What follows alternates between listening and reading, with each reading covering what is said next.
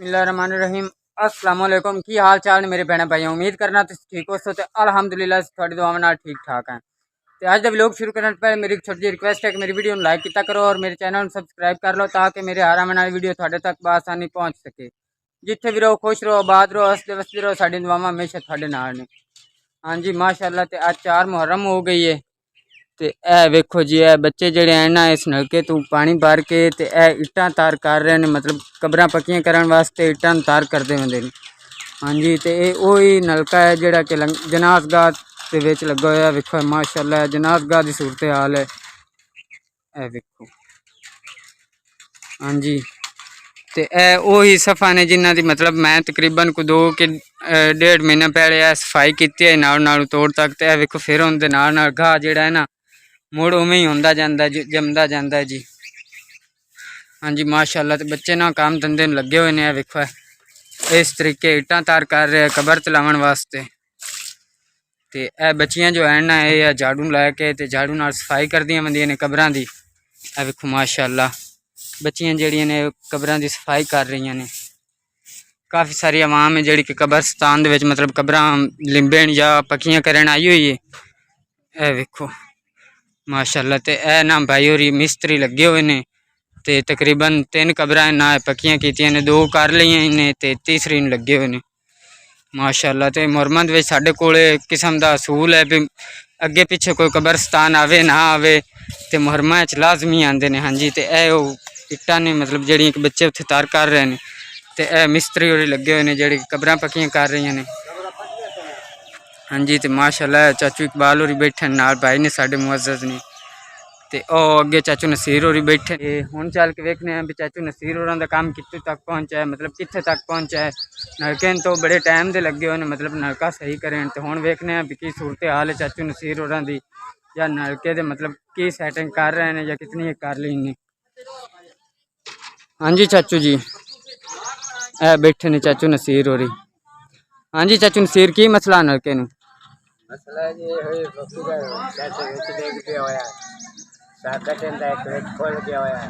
ओ हुण निकले तो वेल लाल बकरी सैट ते वेल लाल मोड़ी आए ने चालू। ठीक चाचू नसीर होरी आंदे ने भी जिहड़ी बोकी सैट है ना वो भी डिग पिया ते नाले इहदे विचों कोई ना घास दी साकट जी खुल गई है। तो वो हुण मिस्त्री साहब होरी सैट कर रहे हैं। हाँ जी, तो थानू पता है भी साडे कोल इत्थे ये असूल है भी नलका जेड़ा भी बंदा इस्तेमाल करता है ना ये इस कब्रस्तान चुमदा है, अपना काम धंधा करता है।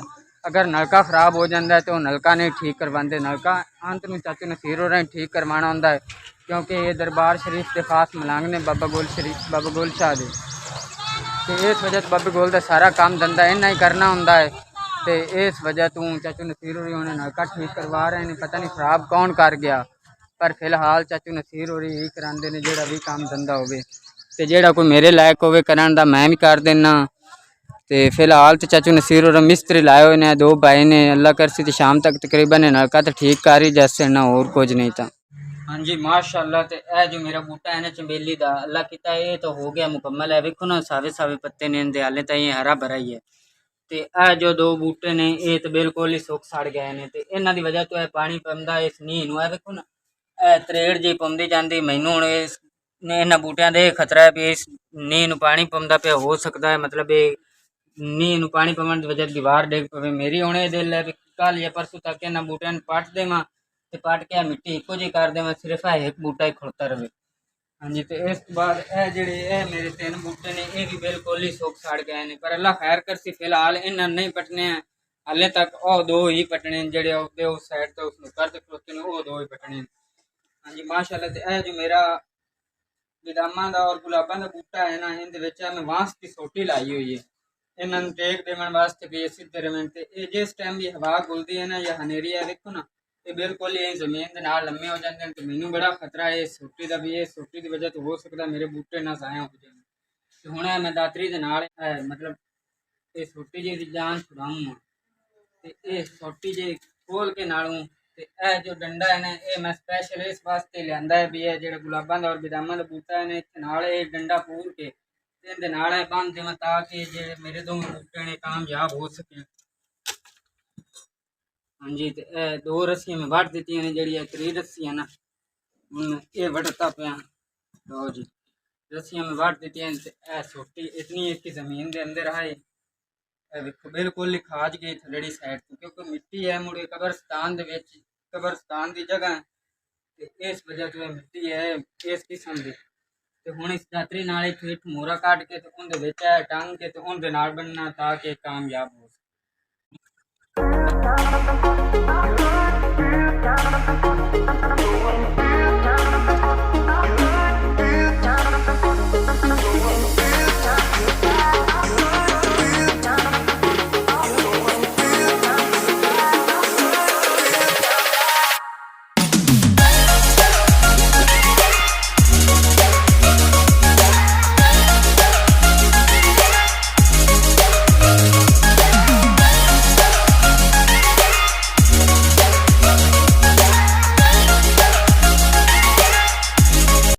हाँ जी तो मैं तीन एक रस्सियां बना ली ने काट ली ने एडियां किन्ने हुण मेरे दिल भी एक अम्मी जी इन्होंने एक बन छड़ी हाँ जी एक बार ते दूई घंटे इन्होंने तकरीबन एक जगह हमारी तीसरी की डरे जाके ते तीसरी पोलियां पोलियां गड्ढा पावनियां ने गोड़ के नहीं मुर्ग तोरे न वदना भी है ना ठीक हो गया अम्मी जी ज्यादा ठीक के नहीं पावनियां जी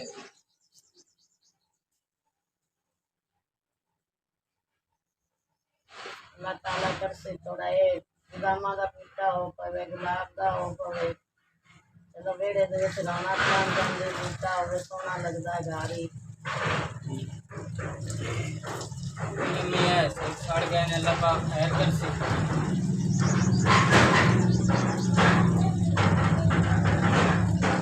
जगह तंग है ना पुत्तर और वेड़े दे विच लाया होया तो खूबसूरती आउंदी वेड़े दे विच लगे होवे दरखत सोना लगदा है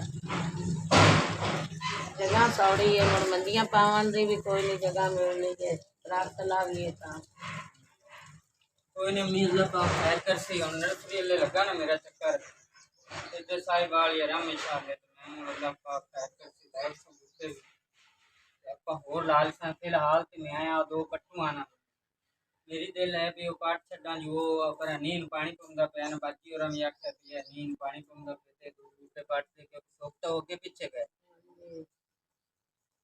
ਇਹ ਜਿਹੜਾ ਔਰਲਾ ਚਮੇਲੀ ਦਾ ਹੈ ਉਹ ਖੜੋਤਾ ਰਸ ਕਰ ਲੈ ਦੋ ਮੈਂ ਪਾਟ ਕੇ ਤੇ ਮਿੱਟੀ ਸਾਟੇ ਇੱਕੋ ਜਗ੍ਹਾ ਘਰ ਦੇ ਸਾਂ ਤੋਰੇ ਵੀ ਮੁੜ ਨੀਂਦ ਦਾ ਖਤਰਾ ਨਾ ਕੱਚੀਆਂ ਕੱਦਾਂ ਹੋਈਆਂ ਜੇ ਪਾਣੀ ਪਾ ਗਿਆ ਥੱਲੇ ਤੇ ਘਰ ਦਾ ਖਤਰਾ ਡੇਗ ਪੋਤੇ अल्ले उतनी गुंजाइश नहीं पुत्र अल्लाह ताला देसी कहते मुड़ पक्कियां दी गुंजाइश दस भी पक्कियां नहीं बना लिसान अल्लाह पाक खैर कर सी ये है किस्मत है तो बना लिसान ये तो दुनिया कच्चियां घरां च बैठी है अल्लाह नाल आस्था पुत्र रखी दी है ना अल्लाह कहते तो देसी ना आमीन जी आमीन हाँ जी ते आज मैं बड़ी मेहनत की है अपने बूटे ਨੂੰ ਕਾਮਯਾਬ ਕਰਨ वास्ते क्योंकि मैनू बड़ा खतरा आ भी है ना कि हनेरी आवे ते साइड ते टूट के न पिया होवे ते बाद विच इस बड़ा मुश्किल नाल कामयाब होना अल्हम्दुलिल्लाह अल्लाह पाक का लाख लाख शुक्र है मेरी जेहड़ी है बूटी जी है ना इहदे तकरीबन हुण सारी ते डोडियां लगियां खड़ोतियां ते ये सिर्फ धुप दे टाइम ही खिलदे ने फुल ते सांझरे नहीं खिलदे ते ए जो है ना माशाअल्लाह गुलाबां दे ते थानू पता है भी सुबह सुबह ही खिलदे ने ते सारा दिन ही खिले रहिंदे ਤੇ ਇਹ ਬੂਟੇ ਤਿੰਨ ਛੱਡ ਰਿਹਾ ਫਿਲਹਾਲ ਕਿਉਂਕਿ ਇਹਨਾਂ ਨੂੰ ਕੋਈ ਥੋੜਾ ਜਿਹਾ ਅਰਸਾ ਹੋਰ ਵੇਖਣੇ ਆ ਜੇ ਠੀਕ ਹੋ ਗਏ ਤਾਂ ਠੀਕ ਹੈ ਨਹੀਂ ਤੇ ਉਖਾੜ ਕੇ ਤੇ ਇੱਥੇ ਹੋਰ ਬੂਟੇ ਲਾ ਰਹੇ ਤੇ ਅੱਜ ਦਾ ਵਲੋਗ ਇੱਥੇ ਖਤਮ ਕਰਨੇ ਆ ਇਨਸ਼ਾਅੱਲਾ ਅਜ਼ੀਮ ਅਗਰ ਰਹੀ ਜ਼ਿੰਦਗੀ ਤੇ ਫਿਰ ਮਿਲਾਂਗੇ ਖੁਦਾ ਹਾਫਿਜ਼